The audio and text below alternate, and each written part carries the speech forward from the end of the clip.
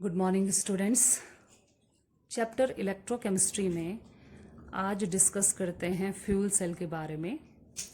Fuel cell को ही ईंधन cell भी कहा जाता है और ये डायग्राम यहाँ मैंने बनाया है, ये फ्यूल सेल का डायग्राम है। तो पहले तो ये जानना ज़रूरी है कि इस सेल को फ्यूल सेल क्यों कहा जाता है या ईंधन सेल क्यों कहा जाता है। तो देखिए, ईंधन सेल वो सेल होते हैं जहां ईंधन की रासायनिक ऊर्जा को विद्युत ऊर्जा में परिवर्तित किया जाता है। यानी आपके जो ईंधन हैं उनको डायरेक्टली, उनकी रासायनिक ऊर्जा को जो है डायरेक्टली आप कन्वर्ट कर सकते हैं विद्युत ऊर्जा में। और यहाँ कुछ कौन कौन से ईंधन आप इसमें यूज़ कर सकते हैं, ये एग्जांपल्स यहाँ लिखे हैं। H2O2, carbon monoxide, methane, ethane, propane, ये कुछ ऐसे एग्जाम्पल हैं जिनका ईंधन के रूप में इन सेलों में प्रयोग होता है। अब ये जो सेल आप देख रहे हैं, ईंधन सेल, ये सबसे पहले जो है इसको बेकन ने 1959 में बनाया था। और इसी सेल को स्टूडेंट्स, इसी सेल को संयुक्त राज्य अमेरिका ने अपने अपोलो अंतरिक्ष अभियान में ऊर्जा के प्राथमिक स्रोत के रूप में इसका उपयोग किया था। और ये जो फ्यूल सेल था, इसके बहुत सारे बेनिफिट्स थे कि इसने जो है ऊर्जा तो दी ही, यानी हम कहेंगे इसने विद्युत ऊर्जा तो दी ही, साथ ही यहाँ पे जो रिएक्शन हुई, यानी इस सेल में जो रिएक्शन हुई और रिएक्शन के कंप्लीट होने पे जो बाय प्रोडक्ट हमको यहाँ पे वाटर मिला, ये वाष्प के रूप में मिला और इसको संघनित करके जो अंतरिक्ष यात्री थे उनको पेयजल के रूप में उन्होंने इसको इस्तेमाल किया। तो इसकी स्ट्रक्चर के बारे में हम सब देख लेते हैं। यहाँ पे देखिए ये क्या कर रखा है। ये एक जो है एक हम कहेंगे एक अपैरेटस है, ये एक जो है उपकरण है आपका। और इस उपकरण में क्या क्या किया गया है कि यहाँ से यहाँ पे देखिए, ये 2 कार्बन की इलेक्ट्रोड्स यूज कर रखी हैं, कार्बन की इलेक्ट्रोड्स ली गई हैं। और ये ध्यान रखिएगा कि ये किस प्रकार की हैं, कार्बन की सरंध्र जो हैं इलेक्ट्रोड्स ये यहाँ पे यूज कर रखी हैं, सरंध्र इलेक्ट्रोड। इन कार्बन की सरंध्र इलेक्ट्रोड जो हैं, इनमें इनका मतलब होता है कि इसमें छोटे छोटे छेद हैं, छोटे छोटे पोरस हैं, गैस को पास करने के लिए इसमें छोटे छोटे छेद हैं। तो ये दोनों, ये भी और ये भी जो है कार्बन की सरंध्र इलेक्ट्रोड्स हैं। और यहाँ बीच में जो आप देख रहे हैं, ये जो है विद्युत अपघट्य विलयन लिया गया है, KOH या NaOH का कुछ भी ले लीजिए। यहाँ पे पोटेशियम हाइड्रोक्साइड या सोडियम हाइड्रोक्साइड में से कुछ भी ले लीजिए। तो एनोड जो है वो भी कार्बन की इलेक्ट्रोड है और कैथोड भी जो है कार्बन की इलेक्ट्रोड है। और यहाँ पे जो इलेक्ट्रोलिटिक विलयन है, जो विद्युत अपघट्य विलयन है, वो आपका KOH या NaOH का लिया गया है। इन कार्बन की जो सरंध्र इलेक्ट्रोड हैं, इनमें सूक्ष्म विभाजित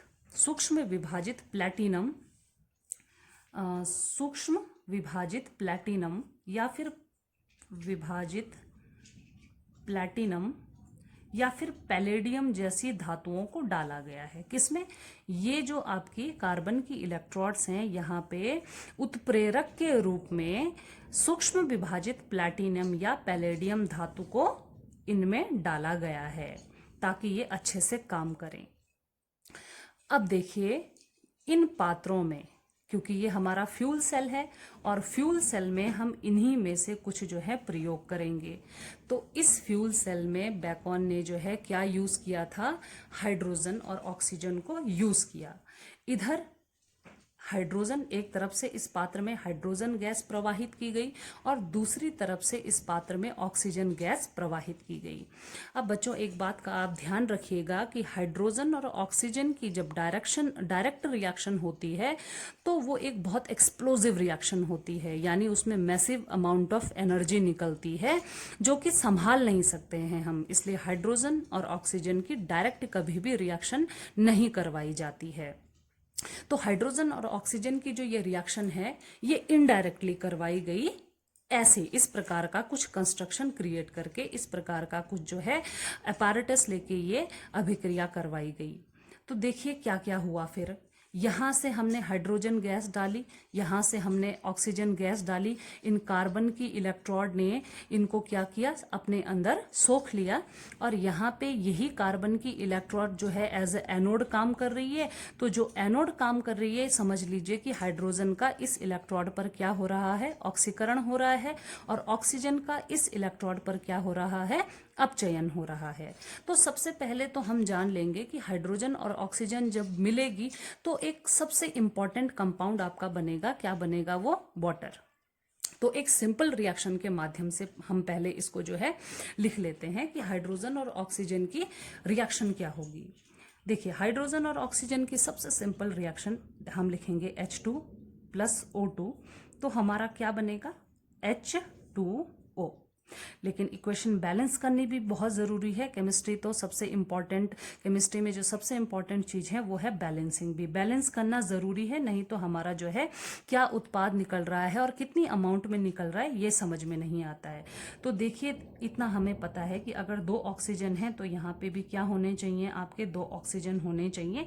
इसलिए हमको यहाँ पे क्या लगाना पड़ेगा, 2 लगाना पड़ेगा, क्योंकि अभी तो एक ही ऑक्सीजन है। तो जब यहाँ हमने 2 लगा दिया तो देखिए अब ऑक्सीजन तो आपके 2 हो गए, लेकिन यहाँ हाइड्रोजन कितने होने चाहिए, यहाँ तो हाइड्रोजन 4 हैं, तो इस तरफ भी हमको 2 लगाना पड़ेगा। Now this is a balance equation. तो इक्वेशन हमारा क्या होगा, H2 plus O2 that is equal to 2H2O। ठीक है, लेकिन इसको हम एनोड और कैथोड पे रिएक्शंस क्या हो रही हैं हमारी, इसको कैसे कैसे दिखाएंगे हम। तो चलिए इसको दिखाते हैं आपको, जो है अलग से रिएक्शंस करके हम दिखाते हैं कि कैथोड और एनोड पर रिएक्शन जो है वो आपकी कैसे होंगी। देख लीजिए कि एनोड और कैथोड पर किस तरह से रिएक्शन हो रही हैं। देखिए एनोड पे आपने अभी देखा कि किस गैस का ऑक्सीकरण होना है, हाइड्रोजन का होना है। तो सबसे पहले हम लिख देंगे हाइड्रोजन। हाइड्रोजन का होना है ऑक्सीकरण। ऑक्सीकरण करने के लिए क्या चाहिए, हाइड्रोजन को ऑक्सीकृत होने के लिए क्या चाहिए, एक तो ऑक्सीजन अगर हाइड्रोजन पे जुड़ जाती है तो भी ऑक्सीकरण हो सकता है, और इलेक्ट्रॉन हट जाता है तो भी ऑक्सीकरण हो सकता है। तो देखिए रिएक्शन कैसे कैसे चलेगी। हाइड्रोजन का ऑक्सीकरण कराने के लिए सबसे पहले तो देखिए हाइड्रोजन यहाँ पे 0 ऑक्सीडेशन स्टेट में है, और हाइड्रोजन के पास ऑक्सीजन को लेने के लिए, यानी ऑक्सीजन अगर हाइड्रोजन ले लेता है तो ऑक्सीकरण हो जाता है, लेकिन ऑक्सीजन डायरेक्टली तो लेगा नहीं, तो किससे लेगा, देखिए KOH, जो कि आप देख रहे होंगे कि यहाँ सेल में या तो KOH या NaOH जो है विद्युत अपघट्य के रूप में रहेंगे। तो सपोज करिए KOH है तो KOH आयनित होता है, विद्युत अपघट्य है तो आयनित होगा ही, किस में आयनित होगा, K प्लस में और OH माइनस में।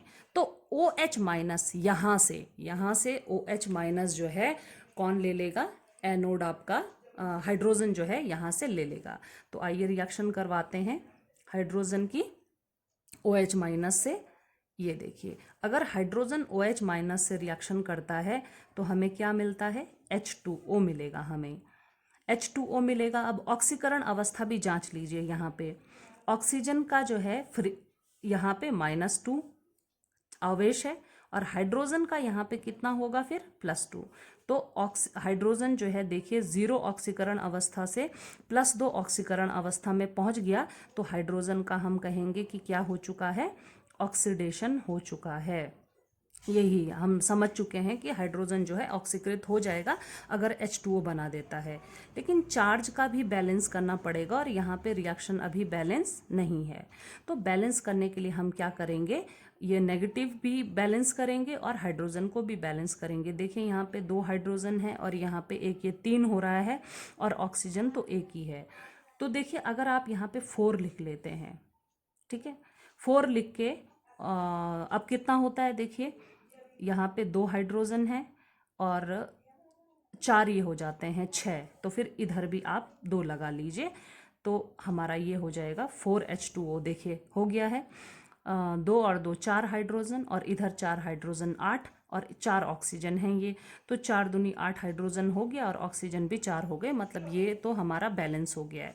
लेकिन नेगेटिव जो है, नेगेटिव बैलेंस नहीं हुआ है, यहाँ 4 आवेश हैं, ऋण आवेश हैं, तो हम यहाँ किसको दिखाएंगे, 4 इलेक्ट्रॉन को के माध्यम से, क्योंकि इलेक्ट्रॉन तो जो है हाइड्रोजन ने किया क्या है, इलेक्ट्रॉन तो दिए ही हैं, तभी तो उसकी, जब उसने इलेक्ट्रॉन दिए तभी तो उस पर कौन सा आवेश आया, प्लस 2 आवेश आया है।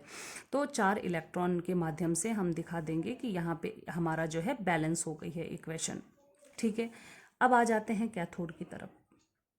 कैथोड की तरफ, अब कैथोड पे तो अपचयन हो रहा है, किसका अपचयन हो रहा है, देखिए यहाँ पे ऑक्सीजन गैस हम पास करा रहे हैं, तो कैथोड पे अपचयन हो रहा है ऑक्सीजन गैस का। तो यहाँ लिख लेते हैं, ये आपकी फर्स्ट इक्वेशन है, इसको लिख लेते हैं। अब ऑक्सीजन है, ऑक्सीजन क्या करेगा, ऑक्सीजन जो है, ऑक्सीजन का होना है अपचयन। अपचयन करने के लिए पहले तो ये इन इलेक्ट्रॉनों को यूज़ करेगा, क्योंकि इलेक्ट्रॉन का लेना, गेन करना भी क्या कहलाता है, अपचयन कहलाता है। ठीक है, और बाकी जो है फिर ये वाटर मॉलिक्यूल यूज़ करेगा, यानी जो यहाँ बाहर निकल रहा है वो ये यूज़ करेगा। अब ये यूज़ करेगा तो क्या बन सकता है, देखिए यहाँ पे एक ही ऑप्शन है, ऑक्सीजन है, ये भी ऑक्सीजन है, ये हाइड्रोजन है, तो यहाँ हम कह सकते हैं कि यहाँ OH माइनस बन सकता है। लेकिन इक्वेशन बैलेंस दिखानी पड़ेगी हमें, यहाँ पे 2 ऑक्सीजन और एक ये 3, अगर हम यहाँ 2 लगा लेते हैं तो देखिए कितना हो गया, 2 ऑक्सीजन यहाँ है, 2 यहाँ है, 4, और हाइड्रोजन भी 4, ये हो जाएगा 4OH माइनस। और इक्वेशन चार्ज का बैलेंस भी देख लीजिए, यहाँ भी 4 ऋण आवेश हैं और यहाँ भी 4 ऋण आवेश हैं। तो देखिए ऑक्सीजन अपनी यहाँ पे 0 ऑक्सीकरण अवस्था पे है, ऑक्सीजन जो है 0 ऑक्सीडेशन स्टेट पे है, यहाँ पे देख लेंगे आप। जब भी कोई भी एलिमेंट अपनी फ्री स्टेट में होता है उसकी ऑक्सीकरण अवस्था 0 होती है, लेकिन यहाँ पे देखिए ज़रा, एक OH पे एक माइनस आवेश होता है, तो यहाँ पे कितना हो गया, -1 हो गया। तो इसका मतलब हम क्या कह सकते हैं कि इसका क्या हुआ है, अपचयन हुआ है। ऑक्सीजन का 0 से घट गया ना, 0 से कितना आ गया, -1 पे आ गया है, तो ये क्या हो जाएगा, अपचयन हो जाएगा इसका यहाँ पे। ठीक है, रिएक्शन तो बहुत सिंपल है ये, लेकिन बस ध्यान आपको क्या रखना है कि हाइड्रोजन और ऑक्सीजन डायरेक्टली कंबाइन नहीं होते हैं फ्यूल सेल में। हाइड्रोजन ऑक्सीजन का जो फ्यूल सेल है उसमें हाइड्रोजन और ऑक्सीजन कभी भी डायरेक्टली कंबाइन नहीं होते हैं। हाइड्रोजन OH माइनस से रिएक्शन करके H2O बनाता है, और ऑक्सीजन उसी H2O और इलेक्ट्रॉन को एक्सेप्ट करके OH माइनस बनाती है। तो ये रिएक्शन आप देखेंगे, ये दोनों जो हैं एक दूसरे को क्या करती हैं, पूरक करती हैं, एक दूसरे की कॉम्प्लीमेंट्री रिएक्शंस हैं ये। जो यहाँ बाय प्रोडक्ट बाहर निकल रहा है उस वही कैथोड पे यूज़ हो रहा है, जो कैथोड में बाहर निकल रहा है वो यहाँ पे यूज़ हो रहा है। अब फुल सेल रिएक्शन लिखने के लिए, कंप्लीट सेल रिएक्शन लिखने के लिए हमें इन्हें क्या करना पड़ेगा, ऐड करना पड़ेगा। आप ऐड करेंगे तो कॉमन चीज़ें काट लीजिए, 4 इलेक्ट्रॉन से 4 इलेक्ट्रॉन कैंसिल, 4 OH माइनस से 4 OH माइनस कैंसिल, और यहाँ पे 2 वाटर मॉलिक्यूल यूज़ हुए हैं तो इसके 2 भी कट जाएंगे। अब लेफ्ट हैंड साइड वाला जोड़ दीजिए, लेफ्ट हैंड में क्या बचा, 2H2 बचा और O2 बचा, तो हम लिख देंगे 2H2 प्लस O2। देन यहाँ क्या बचा, 2H2O बचा। तो reaction is so simple, reaction तो हमारी फ्यूल सेल की यही है, लेकिन मेथड हमें पता होना चाहिए कि फ्यूल सेल में मेथड क्या हुआ है हमारा, एनोड और कैथोड पर होने वाली रिएक्शंस क्या हैं, और बाय प्रोडक्ट तो हमारा वाटर मॉलिक्यूल निकल ही रहा है। ठीक है, ये रिएक्शंस जान लेने के बाद एक इम्पॉर्टेंट क्वेश्चन इस टॉपिक को लेके ये भी पूछा जाता है कि ईंधन सेल की लाभ और हानियां क्या क्या हैं, यानी एडवांटेज और डिसएडवांटेज क्या क्या हैं। तो देखिए एडवांटेज और डिसएडवांटेज क्या है यहाँ पे, ये भी हम डिस्कस कर लेंगे। यानी हम सबसे पहले लिखेंगे लाभ। तो लाभ के लिए आप सबसे पहले लिखिए कि जो ये फ्यूल सेल आपके होते हैं, ये इनकी दक्षता, उच्च दक्षता होती है इनकी। शॉर्ट में मैं लिखा रही हूँ आपको, फर्स्ट पॉइंट लिखेंगे उच्च दक्षता। ठीक है, यानी हम इसको कह सकते हैं हाई एफिशिएंसी, इनकी दक्षता बहुत ज़्यादा होती है, हाई एफिशिएंसी होती है इनकी, 60 से 80% तक ये दक्षता इनकी होती है। हम कह सकते हैं बहुत अच्छा वर्किंग एफिशिएंसी बहुत अच्छी होती है इनकी, बहुत अच्छी कार्य दक्षता होती है। दूसरा ये क्या होते हैं, प्रदूषण रहित होते हैं। इनमें कोई भी ऐसा पोल्यूशन फ्री हम कह सकते हैं, क्यों? क्योंकि इसमें कोई भी ऐसा जो है बाई प्रोडक्ट या फिर कोई भी ऐसी चीज़ें यूज़ नहीं हो रही हैं जो पोल्यूशन को नुकसान देंगी। आप यहाँ पे देख लीजिए, कुछ भी ऐसा नहीं है। तो ये दूसरी जो इनका लाभ है, ये प्रदूषण रहित होते हैं। तीसरा जो है ऊर्जा के सतत स्रोत। ये ऊर्जा कंटिन्यू इनमें से निकलती रहेगी। जैसे जैसे आप हाइड्रोजन और ऑक्सीजन सप्लाई करते रहेंगे, यहाँ पे जो है ऊर्जा कंटिन्यू निकलती रहेगी। तो हम कह सकते हैं कॉन्टिन्यूअस एनर्जी, कॉन्टिन्यूअस एनर्जी। तो यहाँ पे ऊर्जा के ये सतत स्रोत भी हैं। और अब चलते हैं इनकी हानि के बारे में। तो देखिए, पहली हानि क्या है इनकी, कि एक तो ये हाइड्रोजन और ऑक्सीजन गैसेस जो हैं, इनको स्टोर करने के लिए जो सिलेंडर्स यूज़ करेंगे, वो क्या होते हैं, बहुत ज़्यादा कॉस्टली होते हैं। तो हम लिख सकते हैं कि गैसों जैसे H2 और O2 के भंडारण में कठिनाई होती है। गैसों जैसे H2 और O2 के भंडारण में कठिनाई होती है। गैसों को जो है स्टोर करना बहुत मुश्किल होता है, क्योंकि गैसों को एक तो हाई प्रेशर और लो टेम्परेचर पे स्टोर किया जाता है, और ऐसे सिलेंडर्स जो हैं काफ़ी कॉस्टली आते हैं। सेकंड नंबर पे हम कह सकते हैं कि हाँ, एक चीज़ मैंने आपको जो है यहाँ पे नहीं बताई, इसके कंस्ट्रक्शन में मैं थोड़ा बताना भूल गई कि यहाँ पे प्लैटिनम और पैलेडियम धातु को भी उत्प्रेरक के रूप में यूज़ किया जाता है। यानी इन सरंध्र इलेक्ट्रोडों पर प्लैटिनम या पैलेडियम जो है उत्प्रेरक के रूप में कार्य करता है, उत्प्रेरक के रूप में कार्य करता है। तो हम कह सकते हैं कि उत्प्रेरक जैसे प्लैटिनम तथा पैलेडियम धातुएं भी अधिक मूल्यवान होती हैं। और थर्ड पॉइंट आप इसमें लिख देंगे कि विद्युत अपघट्य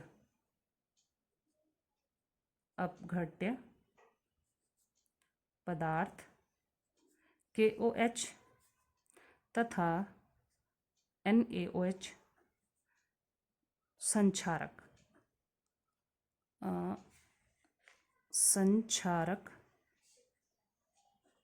संक्षारक प्रवृत्ति के होते हैं। ये भी जो है संक्षारक प्रवृत्ति के होते हैं। तो कहीं ना कहीं ये भी सेल को थोड़ा सा डिस्टर्ब करते हैं। तो देखिए, ये फ्यूल सेल के बारे में एनोड पे रिएक्शन, कैथोड पे रिएक्शन, फुल सेल रिएक्शन, इनके एडवांटेजेस, इनके डिसएडवांटेजेस, ये मैंने आपको लिखा दिए हैं। आप इनको ढंग से पढ़ेंगे, ढंग से याद करेंगे, और कॉपी में तो अच्छे से नोट डाउन भी करेंगे। तो ये देखिए, मैं दोबारा दिखा देती हूँ आपको। फ्यूल सेल आपका ऐसा था, इसको आप अच्छे से बना लीजिए, ठीक है। और बाकी जो है हम नेक्स्ट वीडियो में आपके लिए कुछ और लेके आएंगे। धन्यवाद।